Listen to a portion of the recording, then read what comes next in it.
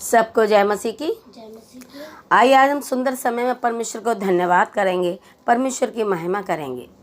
हम परमेश्वर को जितना धन्यवाद करें उतना कम है, क्योंकि वह हमें जिंदा और सुरक्षित रखता है। हर घड़ी हमारा ध्यान रखता है। परमेश्वर की महिमा हम करने के साथ साथ हम परमेश्वर की उपस्थिति को अपने हृदय में, अपने पास, अपनी आत्मा में महसूस करेंगे। परमेश्वर की उपस्थिति को महसूस करते हुए हम परमेश्वर के वचन में जाएंगे। मरकुस 9:1।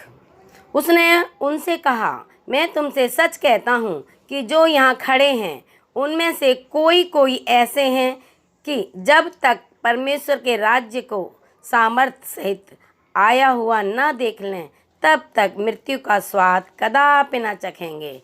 आमीन, हालेलुया। धन्यवाद देते हैं महान परमेश्वर का। वो सुंदर वचन के साथ हमसे बात करता है। परमेश्वर का वचन हमें समझाना चाहता है, वह हमें बचाना चाहता है, वह हमें चेताना चाहता है ताकि हम गलत मार्ग पर ना जाएं। हम परमेश्वर की महिमा करते हुए आगे बढ़े, उस महान परमेश्वर पर विश्वास करें।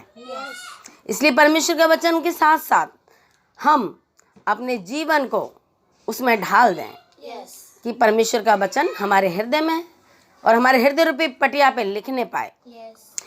हम देखते हैं, उसने उनसे कहा। किसने कहा? यीशु मसीह ने अपनी पीछे चल रही भीड़ से कहा, जो यीशु मसीह के पीछे चलते थे, यीशु मसीह के साथ साथ रहते थे। लेकिन जरूरी नहीं था कि वो परमेश्वर के चेले हों, जरूरी नहीं वो परमेश्वर पर विश्वास करते हों। इसलिए परमेश्वर उन सबसे कहना चाहते हैं, आज हम भी आप सबसे, हम सबसे, हम अपने रिश्तेदारों से, भाई बहनों के जो हमारे आसपास रहते हैं, सबसे कहना चाहते हैं, क्योंकि परमेश्वर का वचन सच्चा वचन है। इसलिए यीशु मसीह कह रहा है, मैं तुमसे सच सच कहता हूँ। हम जानते हैं परमेश्वर का वचन सच्चा वचन है कि जो यहाँ खड़े हैं, ऐसे ही हम बात करते हैं परमेश्वर के विषय में, जो सब यहाँ बैठे हैं, जो परमेश्वर की वीडियो को देख रहे हैं, जो परमेश्वर के इस वचन को सुन रहे हैं। आज हम सब मिलकर बातें कर रहे हैं, परमेश्वर की महिमा जाकर परमेश्वर में उपस्थिति परमेश्वर की महसूस करके आज हम ये बातें कर रहे हैं कि जो सब यहाँ खड़े हैं उनमें से कोई ऐसा है कि जब तक परमेश्वर के राज की सामर्थ्य सहित आया हुआ ना देख ले।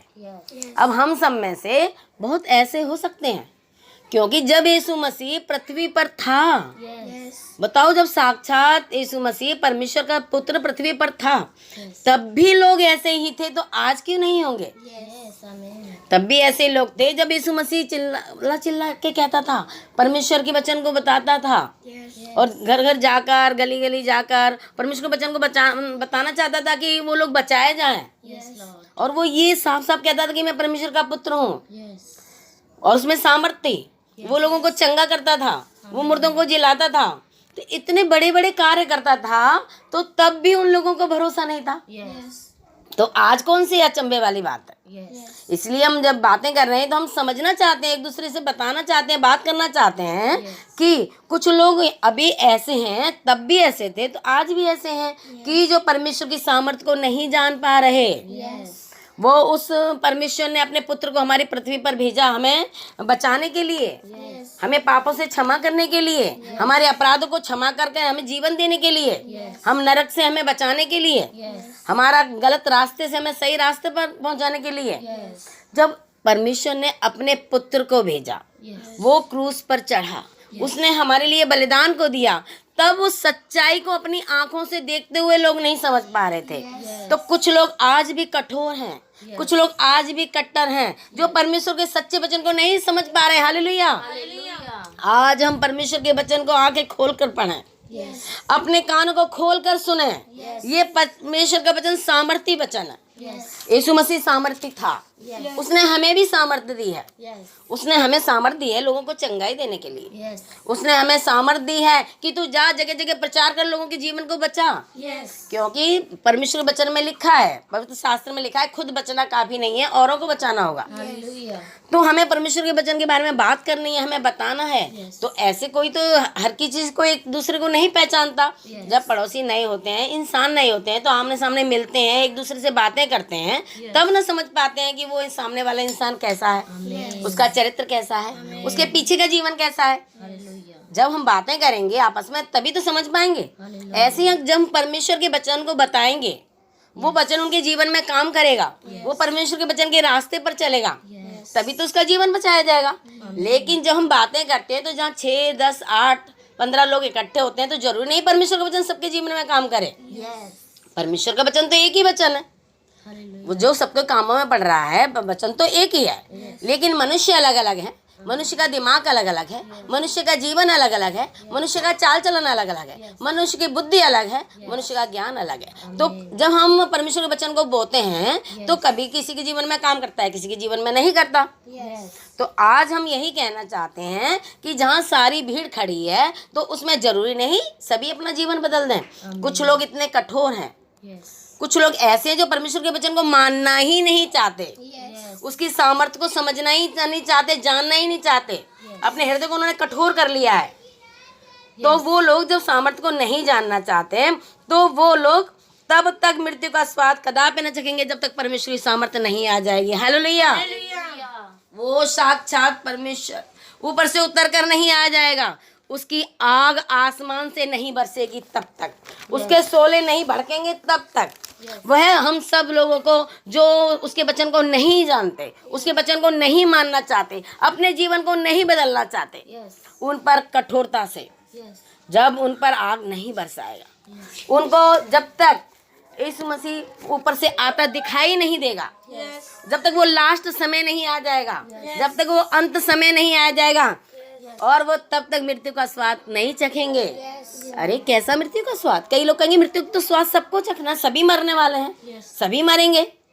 लेकिन वो क्या वो नहीं जानते कि जो परमेश्वर की सामर्थ को नहीं समझेगा, परमेश्वर की आज्ञा को नहीं मानेगा, परमेश्वर के वचन पर नहीं चलेगा, वो हर घड़ी मृत्यु का स्वाद को चखेगा, उसे हर घड़ी मृत्यु आएगी। जब एक बार इंसान मृत्यु की गोद में सोता है तो लंबी लंबी सांसें लेता है, वो तड़पता है, वो अपने पीछे के जीवन को देख देख के, पीछे के बाल बच्चों को देख देख के, और हमने उनके लिए कुछ नहीं कर पाया देख देख के रोता है, अपने पापों को कहता है मैंने ये सब क्यों किया, उसको देख के अपने हृदय में दुख महसूस करता है। उस दुख को वो उस घड़ी क्या बार बार महसूस करेगा, उस दर्द को बार बार महसूस करेगा। जब हाथ पैर जल जाते हैं तो जलन कुछ घड़ी की होती है, कुछ समय की होती है, बाद में ठंडक पड़ जाती है। जब हमारे हाथ पैर कट जाता है तो कुछ समय तक लहू बहता है, लेकिन बाद में बंद हो जाता है। लेकिन ये उन लोगों के मृत्यु का स्वाद है, उन लोगों के लिए जो परमेश्वर का वचन नहीं जानते। वो लोग हर घड़ी, हर समय, मिनट मिनट पर फिर दर्द को महसूस करेंगे, करते ही रहेंगे अनंत जीवन तक। अनंत जीवन तक उनके शरीर में आग जलती रहेगी, अनंत जीवन में तक वो पश्चाताप करते रहेंगे, अनंत जीवन तक वो दर्द को महसूस करते रहेंगे, लेकिन उनका दर्द खत्म नहीं होगा।